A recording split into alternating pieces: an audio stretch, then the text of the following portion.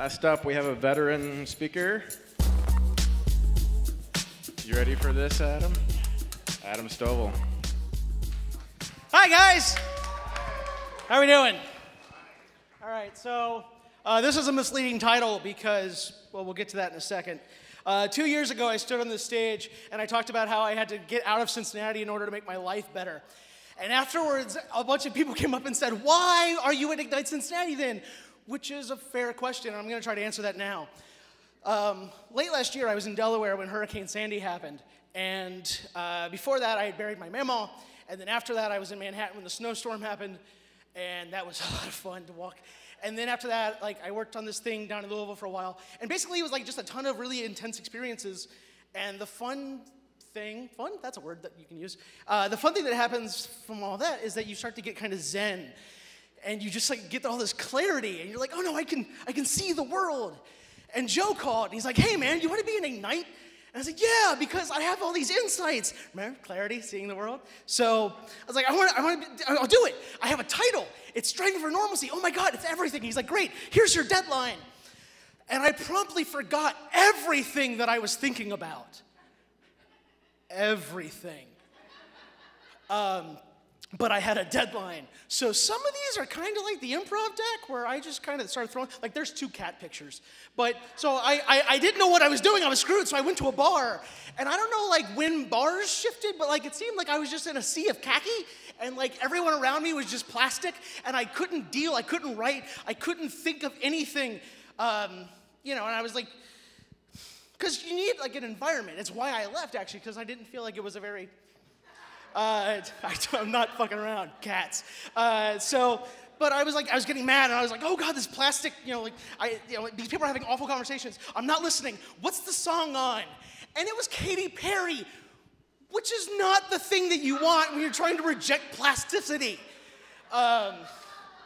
So it's a bold move.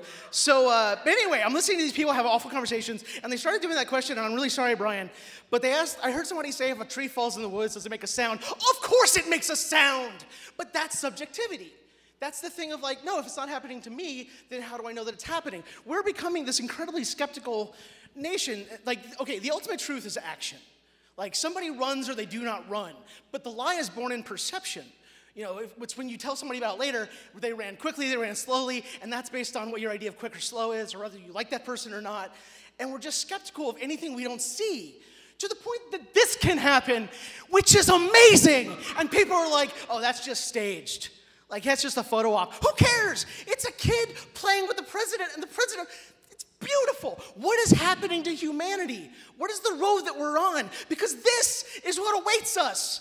And if you're blessedly unaware, this is called Kim Kardashian. It's the name given to a 5'2" pile of shit that happens when entitlement eats too many delusions of grandeur.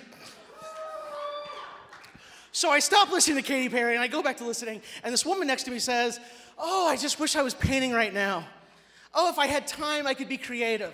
You have time. If you want to paint, paint. If you want to write, write. You don't need the world to line up. Make time. There's never going to be a good time.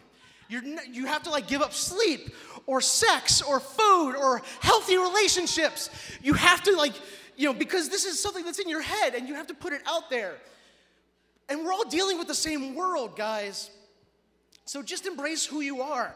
If you aren't writing, then maybe you're not a writer. But what are you doing? As we're getting older, we're moving away from the person that we thought we were going to be, and that sucks, and we get disappointed. George Clooney grew up wanting to be the center fielder for the Reds. That's the face of disappointment. JC has bad days. We're all in this together. So the idea then is just start unthinking things. Forget what you know. Disappointment, not a bad thing.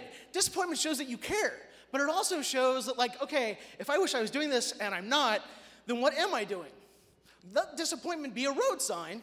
That's a bit literal, I know. But let it be a road sign to guide you to what you should be doing. Cincinnati is an amazing place with beautiful people that are just awesome.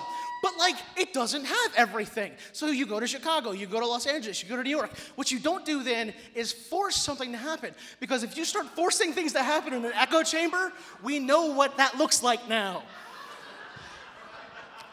Now, I don't have an ending to this. This all happened because of writer's block, and I'm basically talking about how to live a life, and the ending of that is to die. So instead of saying you die, instead you live. You figure out who you are, you know, and then you do that. And it's beautiful, and do it wherever, because it's a big world. Thank you, guys. You're, wasn't that just up? You're beautiful. Thank you so much. Thanks, Ignite. Shalom.